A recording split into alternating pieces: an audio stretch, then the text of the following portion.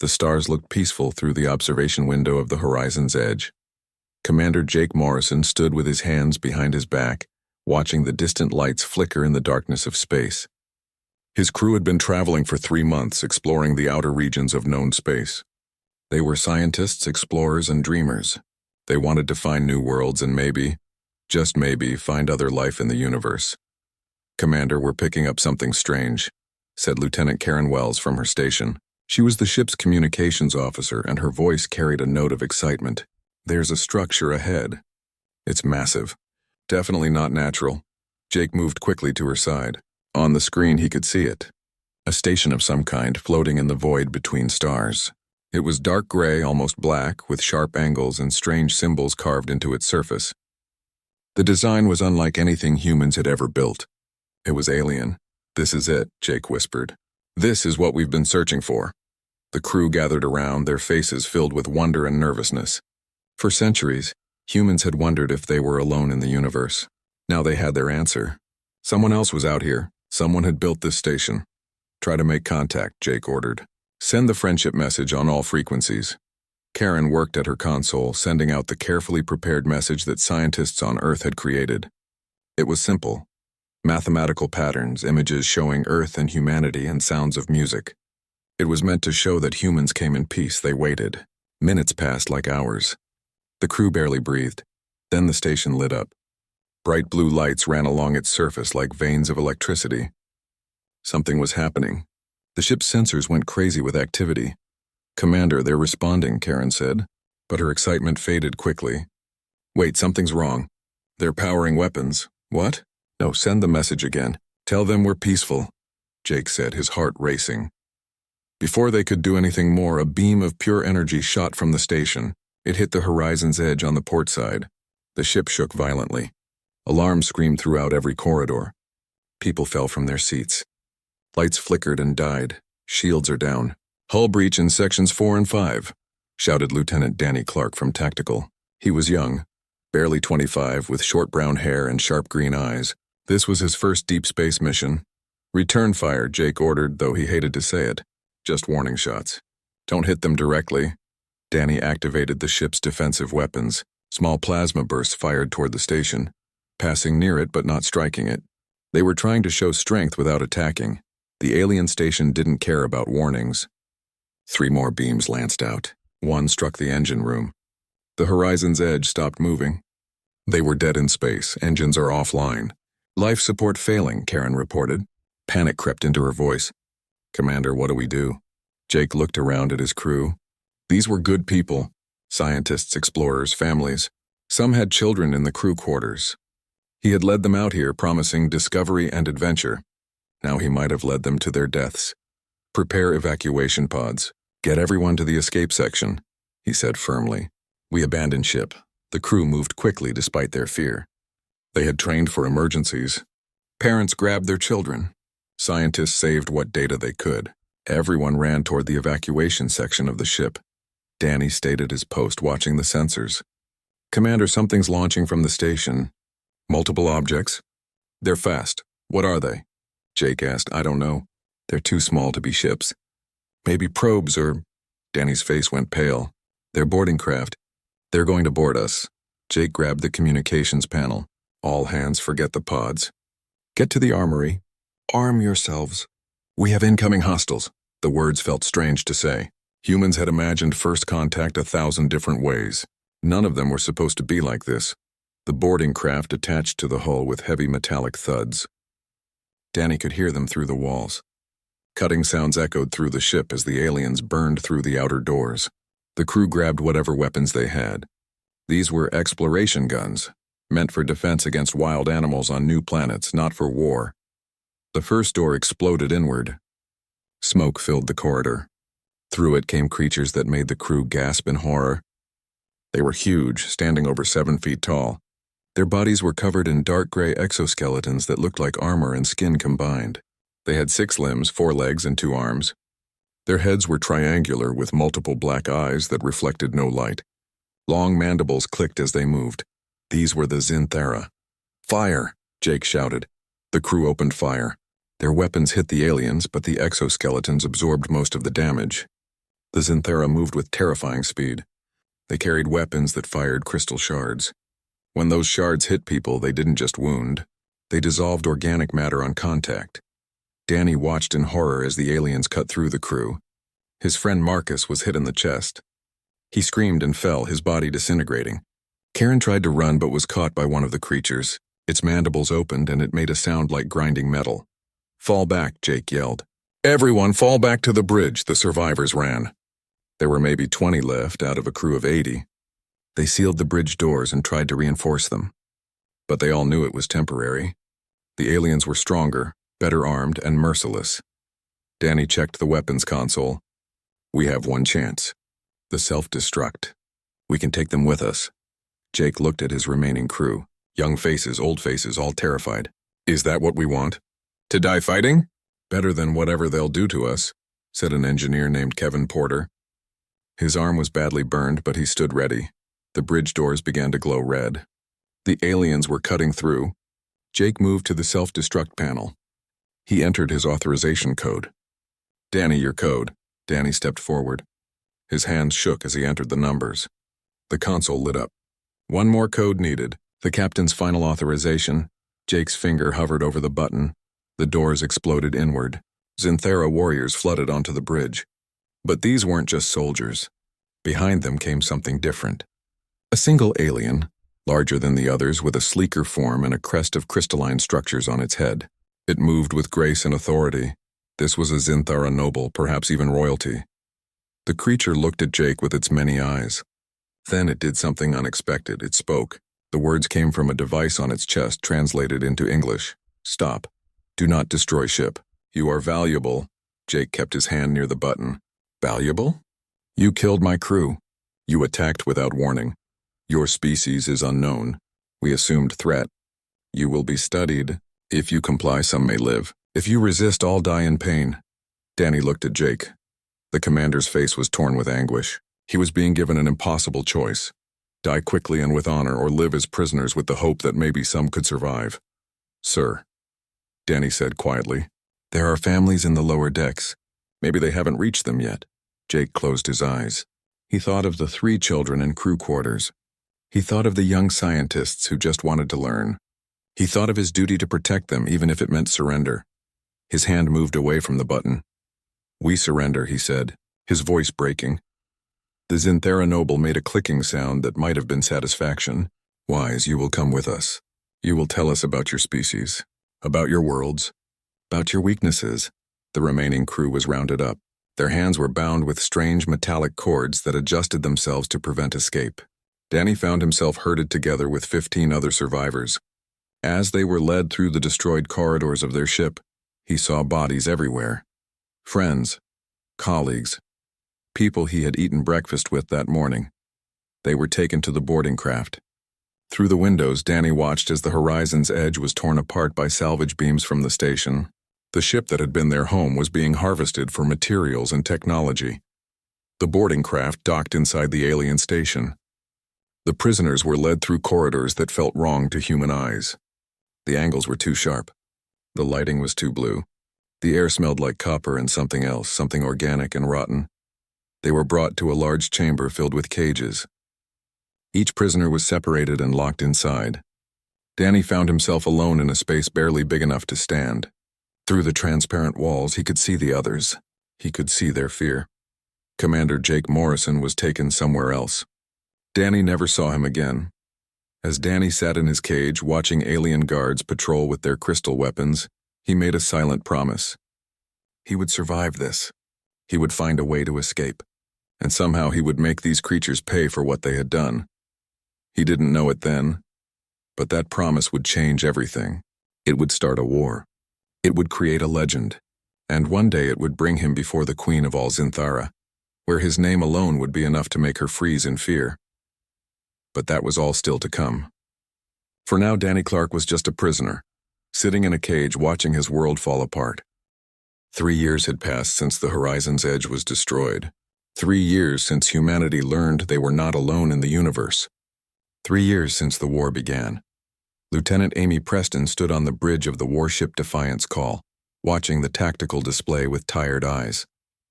She was 32 years old, with black hair tied back in a tight bun and dark circles under her brown eyes. She hadn't slept properly in weeks. None of them had. Enemy fleet detected in Sector 7, called out Ensign Peter Grant from the sensor station. 15 ships, Zinthera configuration. They're heading for the colony on Riverside. Amy felt her stomach tighten. Riverside was a farming colony. 20,000 people lived there. Families, children, people who had come to the outer worlds looking for a new life. How long until they reach the colony? She asked. 4 hours, maybe less if they increase speed. Amy looked at Captain Helen Morris, who commanded the Defiance call. The captain was older, maybe 50, with gray hair and a face lined with stress. She had lost her son in the first battle of the war. We can't reach them in time, Captain Morris said quietly. Even at full speed, we're 6 hours away. Then we need to warn them. Tell them to evacuate, Amy said. Evacuate where? There's nowhere to go. The Zinthera will hunt them down. Amy knew she was right. This was how the war had been going. The Zinthera Empire pushed deeper into human space every month. They destroyed colonies, took prisoners, and moved on. The human forces fought hard, but they were outmatched. The aliens had better weapons, faster ships, and they seemed to have an endless supply of warriors. Earth's United Defense Coalition had been formed quickly when the Zinthera attacked. Every nation on Earth had contributed ships, soldiers, and resources. But it wasn't enough. Humanity was losing. Send the warning anyway, Captain Morris ordered. Tell them to hide in the underground shelters. Maybe some will survive. Amy relayed the orders, knowing it was probably hopeless. She thought about those people on Riverside, looking up at their sky and seeing death approaching. She wondered how many times humans would have to feel this helpless before it was over. The bridge fell silent. Everyone knew what was coming. In 4 hours, another colony would fall. More names would be added to the list of the dead. Ma'am, Peter said suddenly, I'm picking up something else. A distress call? It's old, maybe a few days. Coming from New Haven. New Haven, Amy knew that name. It was one of the first colonies the Zinthera had captured over 2 years ago. Everyone there was presumed dead or taken prisoner. Play it, Captain Morris said. Static filled the bridge, then a voice came through. It was male, rough, and exhausted. This is New Haven Resistance. We're still here. Still fighting. We've got about 40 survivors hiding in the northern mountains. We've been hitting the aliens hard. Supply depots, patrol ships, anything we can reach. But we're running out of time. If anyone can hear this, we need extraction. We have intel on Zinthera operations. Important intel, please, someone respond. The message cut off. Amy felt something stir inside her chest. Hope. Real hope for the first time in weeks. That's impossible, Captain Morris said. New Haven fell 2 years ago. How could anyone survive that long? The message is authentic, Peter confirmed. The encryption codes match Coalition protocols. Amy stepped forward. Captain, we have to go get them. If they really have intel on the Zinthera, it could change everything. We have orders to patrol this sector. We can't just leave. Riverside is already lost. We can't save them. But we might be able to save these people. And if they have information that could help us fight back... Captain Morris looked at the tactical display. She was quiet for a long moment. Finally, she nodded. Set course for New Haven, maximum speed. The Defiance call turned and accelerated. The crew worked quickly, preparing for whatever they might find. Amy went to her quarters to review what little information they had about New Haven. The colony had been small, maybe 5,000 people. When the Zinthera attacked, there had been no time to evacuate. The aliens had landed ground forces and taken control within hours. Reports said everyone had been rounded up and taken to prison camps. After a few months, intelligence suggested all the prisoners had been moved off-world or killed. But someone had survived. Someone had been fighting back for 2 years. Amy wondered what kind of person could endure that, living behind enemy lines, constantly hunted, watching their home destroyed. It would break most people. The journey to New Haven took 3 days. When they arrived, the planet looked dead from orbit. The cities were dark.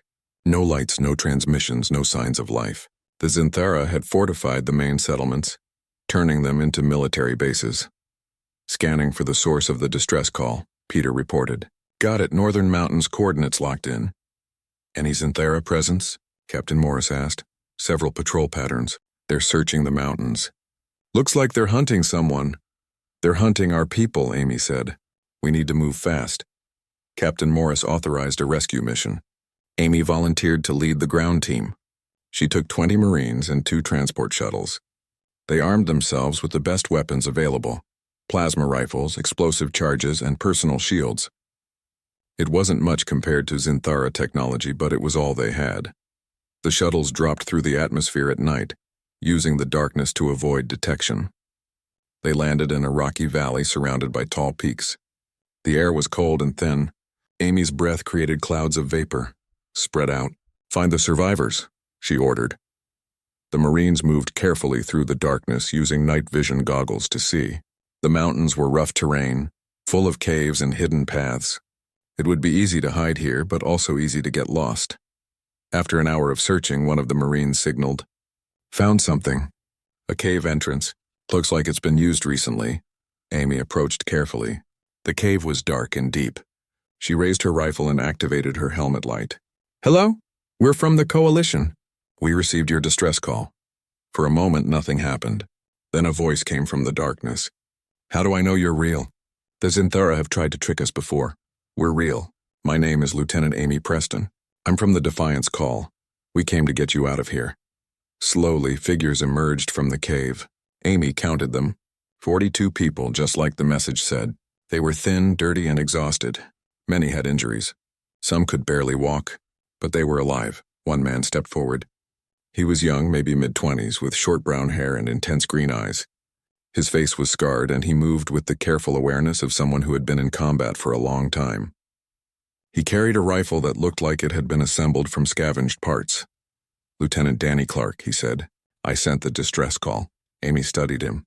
He didn't look like much. Average height, lean build, nothing special. But his eyes told a different story. They were the eyes of someone who had seen too much and survived anyway. "You're a soldier?" she asked. "I was tactical officer on the Horizon's Edge, the ship that first made contact with the Zinthara. They destroyed us, took the survivors prisoner, brought us here to New Haven and put us in camps. How did you escape?" Danny smiled, but it wasn't a happy expression. "The hard way. Lost a lot of good people doing it. But we made it. And we've been making the aliens pay ever since." One of the other survivors, an older woman named Betty Rodriguez, spoke up. "He's being modest. Danny's the reason any of us are alive. He's led every raid, every rescue, every escape. The Zinthara fear him." Amy found that hard to believe. One human making aliens afraid? But she could see the way the other survivors looked at Danny. They trusted him completely. "We need to move," Danny said. "The Zinthara patrols will find us soon. They always do." As if his words had summoned them, lights appeared in the sky. Zinthara patrol ships, their engines glowing blue in the darkness. "Everyone back to the shuttles," Amy ordered. "Move fast," the group ran. The survivors struggled on the rough terrain, but the Marines helped them. Danny stayed at the rear, watching the approaching ships with his rifle ready. The patrol ship spotted them. Beams of energy lanced down from the sky, striking the rocks around them. Explosions threw up dirt and stone. One of the Marines screamed and fell, his shield overloaded. "Keep moving," Danny shouted. He aimed his makeshift rifle at one of the ships and fired. His shot was impossibly accurate. It struck the ship's engine, and the craft spun out of control, crashing into the mountainside. Amy stared in shock. "How did you do that?" "I've had a lot of practice," Danny said, already aiming at the next ship. They reached the shuttles just as more Zinthara ships arrived. The Marines laid down covering fire while the survivors boarded. Danny was the last one on, firing until the very last second. The shuttles lifted off. Zinthara ships pursued, but the Defiance Call provided cover fire from orbit. The rescue shuttles made it back to the warship safely. As they docked, Amy helped Danny out of the shuttle. He stumbled and she caught him. That's when she saw the blood. He had been hit during the escape, a deep wound in his side. He had kept fighting anyway, never showing pain. "Get medical down here now," Amy shouted. Danny tried to wave her off. "I'm fine. Just tired." Then his eyes rolled back and he collapsed. The medics rushed him to the infirmary. Amy followed, unable to shake the image of this ordinary. 6 months had passed since Danny Clark was rescued from New Haven. 6 months since he arrived at Coalition headquarters on Earth. The military leaders wanted to use him as a symbol, to put his face on recruitment posters and send him on publicity tours. They wanted to show people that humanity could win this war. Danny refused every request. He didn't want to be a symbol. He wanted to fight. The doctors had cleared him for duty after his wounds healed. He was assigned to a special operations unit that conducted high-risk missions behind enemy lines. Lieutenant Amy Preston volunteered to join the same unit. She told herself it was because she wanted to make a difference, but the truth was more complicated. She had seen something in Danny on New Haven, a fire that refused to go out. She wanted to understand it. Their unit was small. 12 soldiers, each one handpicked for their skills. They called themselves Shadow Team. Their missions were classified. Most people in the coalition didn't even know they existed. Their first mission together was on a planet called Silver Ridge. The Zinthera had built a communications hub there that coordinated their fleet movements. If Shadow Team could destroy it, the aliens would be blind in this sector for weeks. The team landed on Silver Ridge at dawn. The planet was cold and covered in ice. The communications hub sat in a valley, protected by high walls and guard towers. It looked impossible to breach. Danny studied the facility through his scope. There, he said, pointing. The eastern wall. The guards change shifts every 4 hours. There's a 30-second window where that section is unmanned. 30 seconds isn't enough time to get through, said Sergeant Luis Martinez, the team's demolitions expert. It is if we move fast, Danny replied. He looked at Amy. You and I go in first. We take out the guards silently. The rest of the team follows and plants the charges. Amy nodded. She had learned to trust Danny's instincts. He had a gift for seeing patterns that others missed. It was like he could predict what the enemy would do before they did it. They waited for the shift change. When the moment came, Danny and Amy sprinted across the open ground. They moved like shadows, silent and fast. Danny reached the wall first and scaled it with practiced ease. Amy followed. On the other side, 2 Zinthara guards stood with their backs turned. Danny dropped down behind one guard. His knife found the weak point in the alien's exoskeleton, right at the base of the neck. The creature fell without a sound. Amy took down the second guard the same way. The rest of the team climbed over the wall. Luis and his squad rushed to the communications equipment while Danny and Amy secured the area. The facility was huge, with multiple buildings and hundreds of aliens working inside. Charges set. Luis whispered over the comm. We've got 5 minutes. That's when the alarm went off. Red lights flooded the compound. Zinthara warriors poured out of the barracks, their weapons ready. Someone had discovered the dead guards. Move! Danny shouted. Everyone back to the wall. The team ran. Plasma fire lit up the night. Crystal shards whistled through the air. One of the soldiers, a woman named Claire Hudson, took a hit to her leg. She fell hard. Danny didn't hesitate. He ran back for her while the others provided covering fire. He pulled Claire to her feet and half-carried, half-dragged her toward the wall. Amy and Luis laid down suppressing fire, keeping the Zinthara back. They made it over the wall just as the charges exploded. The communications hub erupted in a massive fireball. The blast wave knocked them all down. Danny's ears rang. His vision blurred, but he forced himself up and kept moving. The team retreated into the ice fields. The Zinthara pursued, but the explosion had thrown them into confusion. Shadow Team made it back to their extraction point and escaped. On the flight back to base, Amy sat next to Danny. His face was bruised and his hands were shaking slightly. The adrenaline was wearing off. You could have left her, Amy said quietly. You could have made it out clean. I don't leave people behind, Danny replied. His voice was flat, emotionless. Not anymore, Amy understood. He was thinking about the horizon's edge, about all the people he couldn't save. Every person he saved now was a chance to balance the scales, to make up for those he had lost. Over the next months, Shadow Team ran 20 more missions. They destroyed supply depots, sabotaged shipyards, and assassinated high-ranking Zinthara commanders. Every mission was dangerous. Every mission could have been their last. But Danny led them through each one with the same cold efficiency. The Zinthara began to notice. Intelligence reports came back about an alien investigation into human special forces. The Zinthara military command couldn't understand how such a small team was causing so much damage. They started to believe it wasn't just one team. They thought there were multiple units working together, but it was just Shadow Team, just 12 humans. And at the center of it all was Danny Clark. The aliens gave him a new designation. They no longer called him Kethral Undying. Now they called him Kethral Kethis, the Ghost Soldier. Some Zinthara warriors refused to patrol certain sectors because they feared encountering him. Others wanted to be the one to kill him, to earn glory by ending the legend. Amy watched Danny change over those months. He became quieter, more distant. He never talked about himself or his feelings. He existed only for the next mission, the next target, the next chance to hurt the enemy. One night, after a particularly brutal mission, Amy found him sitting alone in the barracks. The rest of the team was celebrating their success. Danny sat in the dark, cleaning his rifle. "You should join them," Amy said. "You earned it."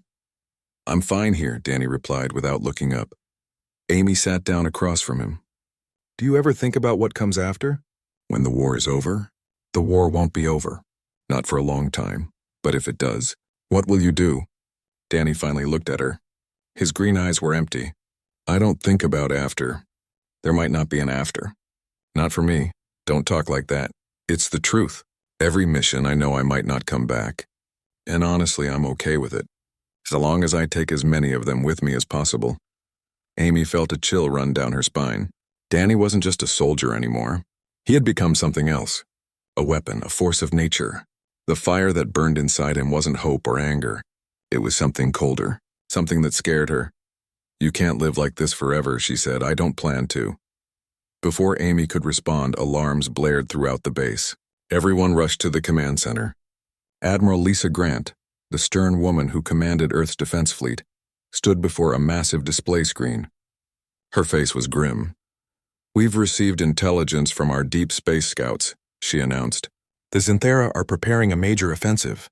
They're gathering their fleet at the border. Within 2 weeks, they'll push into the core systems. If they break through our defenses, Earth itself will be at risk." The room fell silent. This was what everyone had feared. The Xanthera had been testing humanity, probing their defenses. Now they were ready to finish the war. "We're assembling every available ship," Admiral Grant continued. "Every soldier. This will be the biggest battle in human history. We hold the line or we lose everything." Danny stood in the back of the room, listening. Amy saw something flicker across his face. Not fear, not even concern. It was determination. After the briefing, Admiral Grant called Danny and Amy to her office. The Admiral was in her 50s, with short gray hair and sharp blue eyes. She had been a naval commander before the war, and she ran the coalition military with iron discipline. "Lieutenant Clark, Lieutenant Preston," she said, "I have a special assignment for you." "Ma'am," they both replied. "The Xanthera fleet is gathering at a staging area near the Crimson Nebula. We know where they are, but we can't attack them directly. They're too well defended. However, intelligence suggests they're waiting for a final supply convoy before they launch their offensive.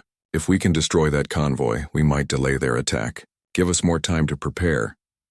"You want Shadow Team to hit the convoy," Danny said. "Yes. It will be deep in enemy territory. The most dangerous mission you've undertaken. I won't order you to go. This is strictly voluntary." Danny didn't hesitate. "We'll do it." Amy felt her stomach tighten. She knew the Admiral was right. This would be suicide. But she also knew Danny would go with or without the team. "Shadow Team will volunteer," she confirmed. Admiral Grant nodded. "You launch in 24 hours. May God go with you." The team prepared quickly. They said their goodbyes to friends and loved ones.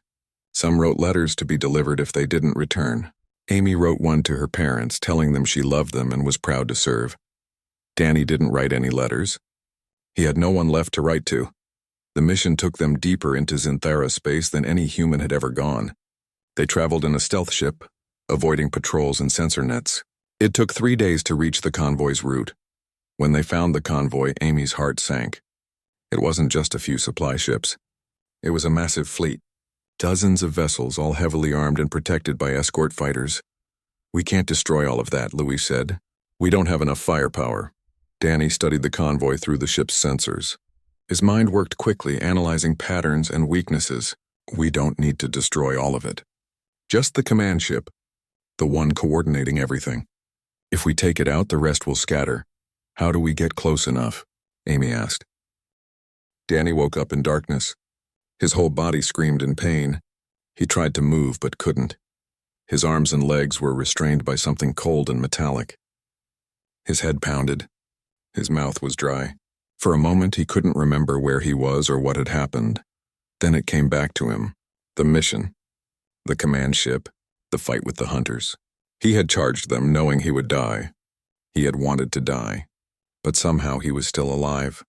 Slowly, light filtered into the room. It was blue and harsh, hurting his eyes. As his vision adjusted, Danny could see where he was. It was a cell, but unlike any prison he had seen before. The walls were organic, like living tissue that pulsed with a faint glow. The air smelled wrong, like copper mixed with something sweet and rotten. He was strapped to a vertical platform. Metal bands held his wrists, ankles, and chest. He pulled against them, testing their strength. They didn't budge. He was trapped. A door opened in the wall, though Danny hadn't seen any seam or crack before. 3 Zinthara entered. These weren't warriors. They were smaller, with more delicate features and different colored exoskeletons. Scientists, Danny realized. Or doctors. Whatever they were, he didn't like the tools they carried. One of them approached him. It had a device that looked like a mix between a scanner and a surgical instrument. The alien made clicking sounds, and a translator box on its chest converted the noise into English. Subject is conscious. Beginning examination. Where am I? Danny demanded. His voice came out as a croak. What do you want? The alien ignored him. It ran the scanner over his body, making notes on a holographic display.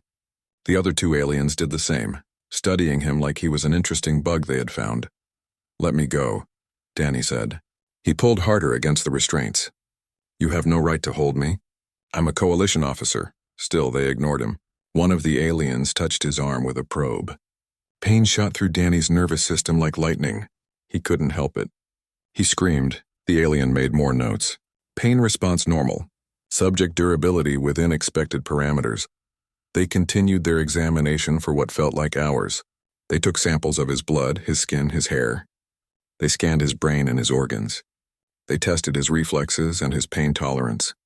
Through it all, Danny tried to stay conscious, tried to maintain his sense of self, but it was hard.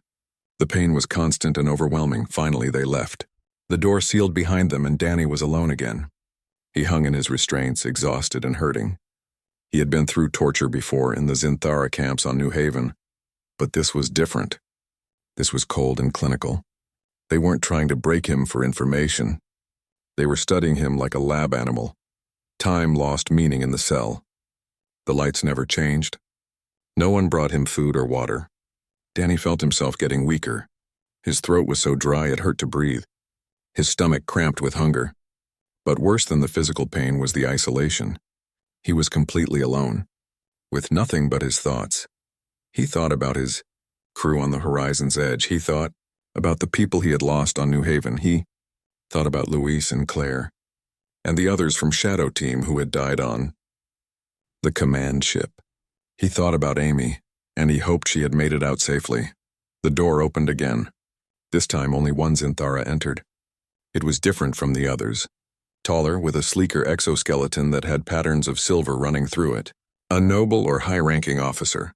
It carried itself with authority. Daniel Nathan Clark, the alien said through its translator. The voice was smoother, more refined than the scientists. Lieutenant in the Human Coalition Forces. Sole survivor of the Horizon's Edge. Leader of the New Haven Resistance. Commander of Shadow Team. You have caused my empire considerable trouble. Danny tried to focus on the alien, but his vision was blurry. Good, I hope I caused you nightmares. Nightmares? No, you caused inconvenience. Nothing more. You destroyed facilities that can be rebuilt. You killed warriors that can be replaced. You are ultimately insignificant. Then why am I here? Why not just kill me? The alien moved closer. Its multiple eyes studied Danny with something that might have been curiosity. Because you are unique. Most humans break quickly. They surrender, they beg, they lose hope. But you fought for years. You never stopped. My warriors fear you. They call you the Ghost Soldier. They believe you cannot be killed. Your warriors are smarter than you, Danny said with a weak smile. Perhaps. But now we have you. And the Queen herself has taken an interest in you. She wishes to understand what makes humans so stubborn, so resistant to the natural order. The natural order? Danny laughed, though it hurt his chest. You mean slavery? You mean genocide? I mean the rule of the strong over the weak. The Zinthara are strong. You are weak. This is natural. If we're so weak, why are you still fighting us? Why haven't you won? The alien didn't answer immediately. When it spoke again, there was something in its tone that might have been frustration. That is what the Queen wishes to understand. You will be taken to Zith Prime. to the throne world. There you will meet Queen Velrissa herself. She will look into your mind and find the answer. I'll tell her the same thing I'm telling you. Humans don't give up. We don't quit. You can kill us, but you can't break us. We shall see," the alien left. Danny hung in his restraints, trying to process what he had heard. The Queen wanted to see him, to look into his mind. Whatever that meant, it couldn't be good. More time passed. Danny drifted in and out of consciousness. Without food or water, his body was shutting down. He had survived so much, fought so hard, only to die slowly in a cell. It seemed like a cruel joke. Then the scientists came back. This time they brought a tube and forced it down Danny's throat. Liquid poured into his stomach. It tasted awful, but it gave him strength. They were keeping him alive. They wanted him healthy when he met the Queen. After they fed him, they removed him from the restraints. Danny collapsed to the floor, his legs too weak to support him. The scientists didn't help. They just watched as he struggled to stand. Eventually, Danny managed to get to his feet. His legs shook, but he stayed upright. Small victories, he thought. That's all I have left. They took him from the cell and led him through corridors that seemed to breathe. The organic walls pulsed with light and made wet sounds. Danny saw other prisoners along the way, members of different alien species he didn't recognize. All of them looked broken, their eyes empty and hopeless.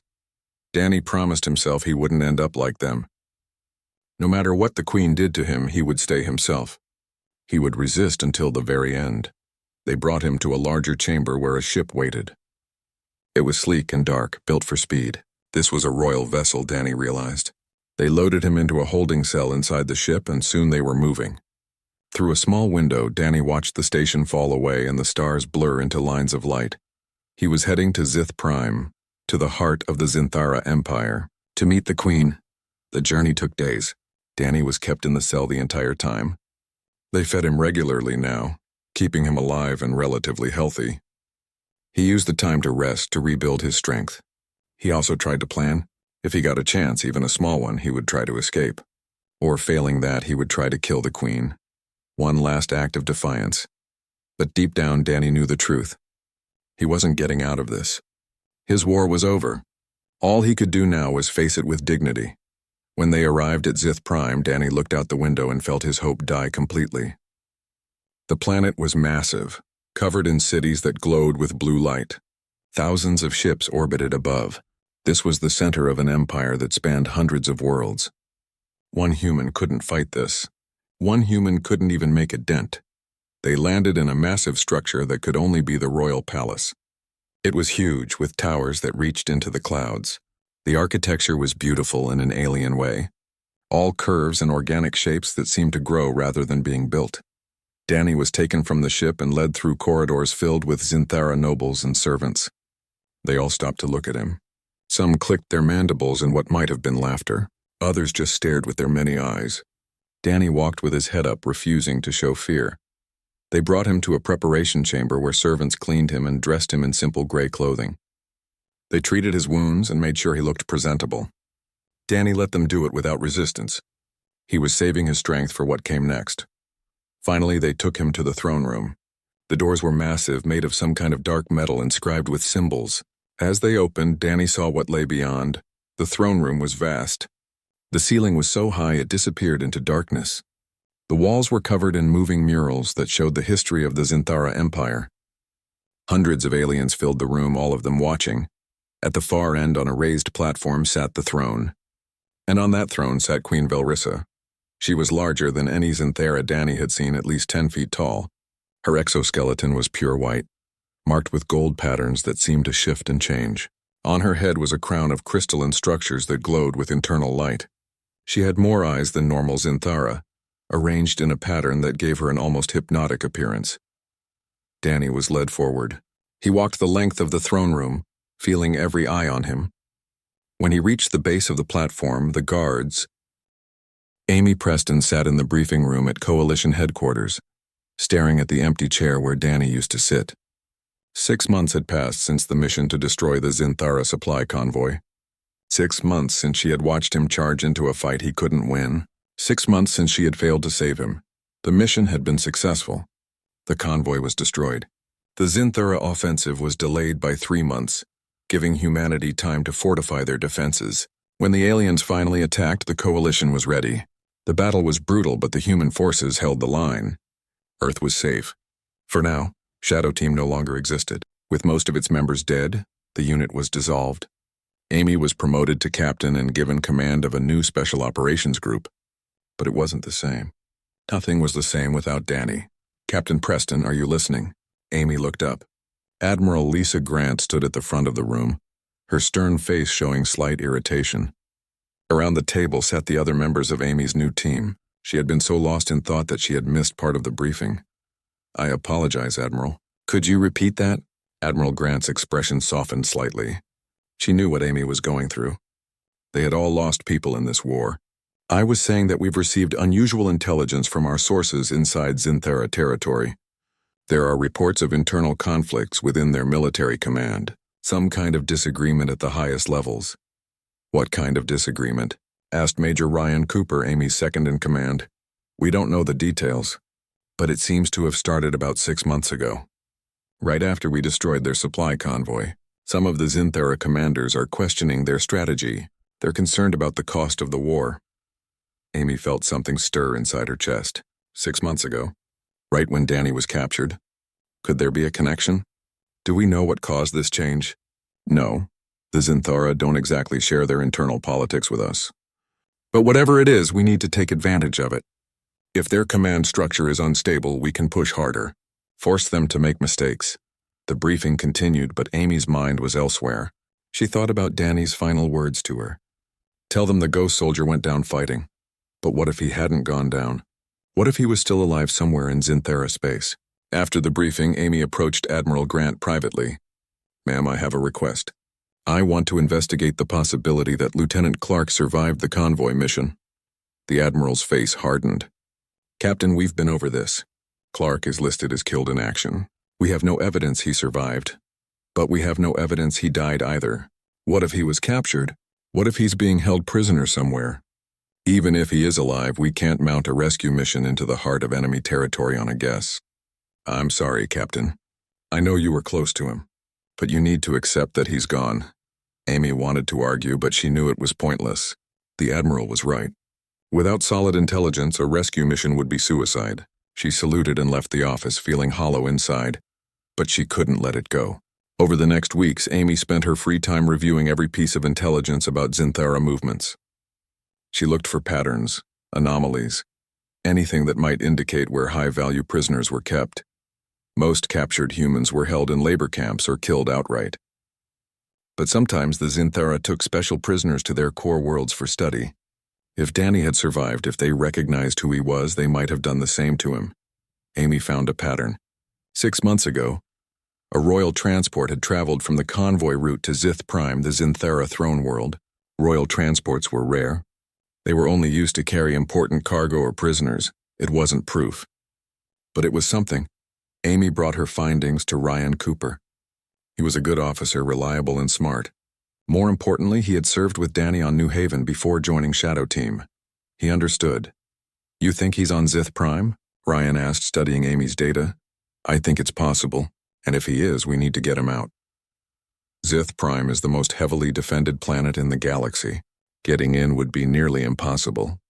Getting out would be suicide, I know. But if there's even a chance Danny's alive, we have to try." Ryan was quiet for a moment. Then he nodded. "Okay, I'm in. What do you need?" Together they began planning in secret. They couldn't get official approval, so they would have to do this off the books. They would need a small ship, one that could slip past Zinthara defenses. They would need weapons and equipment. Most importantly, they would need a team willing to risk everything on a mission that might be pointless. Amy found volunteers easily. Many of them had served with Danny or heard stories about him. They wanted to believe he was still alive. They wanted to give him the same chance he had given so many others. The team included 8 soldiers. Amy would lead.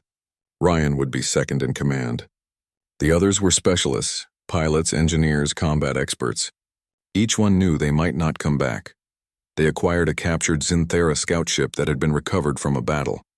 Coalition engineers had studied it and learned how to operate its systems. It was small and fast, perfect for infiltration. They loaded it with supplies and weapons, working at night when fewer people would notice. Everything was ready. They planned to leave in 2 days. But then something unexpected happened. Admiral Grant called Amy to her office. When Amy arrived, she found the Admiral with another officer, a woman Amy didn't recognize. The stranger wore the insignia of Coalition Intelligence. "Captain Preston, this is Colonel Sandra Hayes," the Admiral said. "She has information you need to hear." Colonel Hayes pulled up a holographic display. It showed a Zinthara communication intercept, translated into English. "We've been monitoring Zinthara military channels. 3 days ago, we intercepted this message. It's heavily encrypted, but our systems broke it." Amy read the message. Her heart began to race. It was an execution order for a prisoner designated as Kethril Kethis, the Ghost Soldier. The execution was scheduled to take place in the Queen's throne room on Zith Prime in 5 days. "It's him," Amy whispered. "Danny's alive." "So it would seem," Colonel Hayes said. "The Zinthara kept him alive for 6 months. Now they're going to make an example of him." Amy looked at Admiral Grant. "We have to go. We have to get him out." "I know," the Admiral said. To Amy's surprise, there was no argument in her voice. "That's why I called you here. I'm authorizing a rescue mission. You'll have full support, ma'am. Lieutenant Clark is a symbol, Captain. He represents everything good about humanity, our refusal to give up, our willingness to fight against impossible odds. If he's alive and we do nothing, what does that say about us? What does it say to every soldier fighting this war?" Colonel Hayes added. "Plus, we have an opportunity here. If we can extract Clark from Zith Prime itself, from the Queen's palace, it will be a massive blow to Zinthara morale. It will show them that nowhere is safe, that we can reach them even at the heart of their empire." Amy felt tears sting her eyes. "Thank you, ma'am. Don't thank me yet. This is still a suicide mission. The odds of success are minimal. But if anyone can pull it off, it's you." The mission was approved and expanded. Amy's team of 8 grew to 20. They were given the best equipment available. Coalition engineers modified the Zinthara scout ship to include stealth technology and stronger shields. Intelligence provided detailed maps of the palace on Zith Prime. They showed the throne room, the prison cells, and possible escape routes.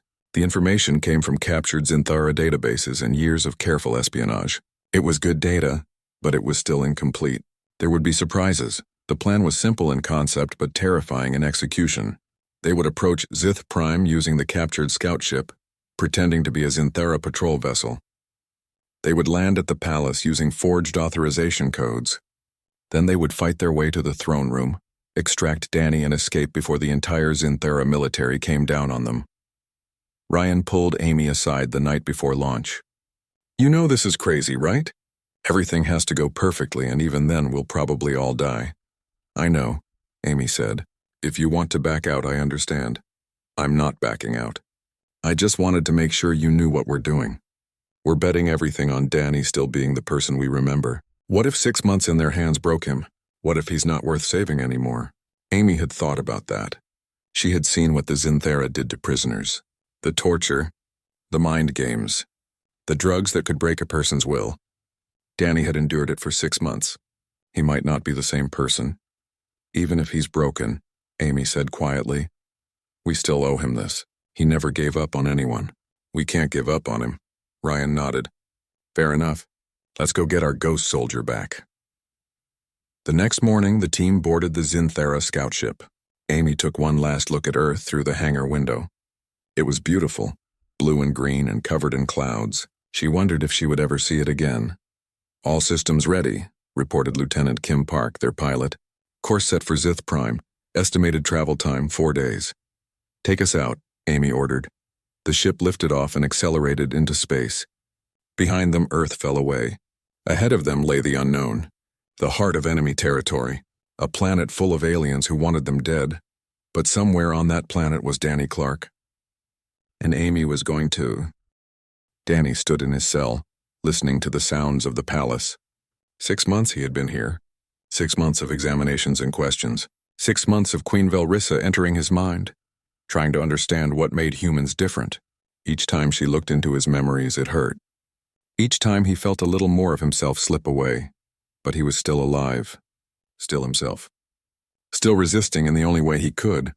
Today was different. He could feel it. The guards had brought him better food. They had cleaned him and given him fresh clothing. They were preparing him for something. The door to his cell opened. A Zinthara noble entered, one Danny recognized as Lord Kethrin, the Queen's chief advisor. The alien's translator activated. Today you die, ghost soldier. The Queen has decided to make an example of you. You will be executed in the throne room before the entire court. Your death will show all humans the futility of resistance. Danny straightened his shoulders. He had known this day would come eventually. Tell your queen I'm ready. I've been ready since you first captured me. You misunderstand. The queen does not simply wish to kill you. She wishes to break you first, to show everyone that even the legendary ghost soldier is just a frightened creature when faced with true power. She can try. She's been trying for 6 months. Hasn't worked yet? Lord Kethrin's mandibles clicked in what might have been amusement. We shall see. Come, it is time. Guards entered and bound Danny's hands. They led him through the palace corridors. Danny walked with his head up, taking in everything. He memorized routes and guard positions. Not that it mattered. There was no escape from this place. But old habits died hard. They brought him to the throne room. The massive doors opened, and Danny saw what waited inside. The room was filled with hundreds of Zinthara nobles and military commanders. They all turned to watch as he entered. The walls were lined with guards carrying weapons. At the far end, Queen Velrissa sat on her throne. Her white exoskeleton gleamed in the light, her many eyes fixed on Danny as he was led forward. Danny walked the length of the room. With each step, the Zinthara crowd made clicking sounds. Laughter, Danny realized. They were laughing at him. At the human who had thought he could fight an empire he didn't care. Let them laugh. He had done more damage to their empire than they wanted to admit. He had shown them that humans wouldn't surrender quietly. That was enough. The guards forced him to his knees before the throne. Queen Velrissa stood and descended the steps. She moved with terrible grace, her presence filling the room. When she spoke, her voice entered Danny's mind directly.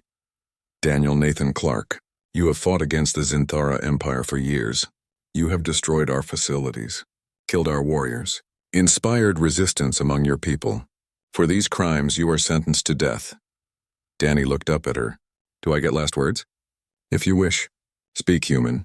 Tell us why you fought so hard for a lost cause. Danny took a breath. He thought about everything he had been through.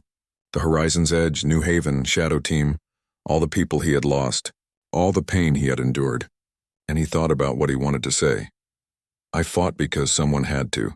Because if I didn't fight, then everyone who died would have died for nothing. I fought because giving up is worse than dying. And I fought because I'm human, and that's what we do. We don't quit. We don't surrender. You can kill me, but there are millions more just like me, and they'll keep fighting until you're gone or we are. The Queen's eyes studied him. Such brave words. But I have been inside your mind, human. I know the truth. You are tired. You want this to end. Part of you has wanted to die for a long time. Danny felt exposed. She was right. He had been running toward death for years, looking for a good end. Maybe that's true, but it doesn't change anything. I still fought. I still hurt you, and I'd do it all again. Queen Velrissa raised one of her arms. A blade extended from her exoskeleton, sharp and gleaming. Then die knowing your fight was meaningless. Die knowing your sacrifice changed nothing. She moved toward him. The blade caught the light. Danny closed his eyes and waited for the end. Then everything went wrong. An explosion rocked the palace. The walls shook. Alarms began to sound. The Zinthara nobles looked around in confusion. The guards raised their weapons, unsure what to do. Lord Kethrin ran to the Queen's side. Your Majesty, we have an intrusion. A human ship crashed in the courtyard. There are soldiers fighting their way into the palace.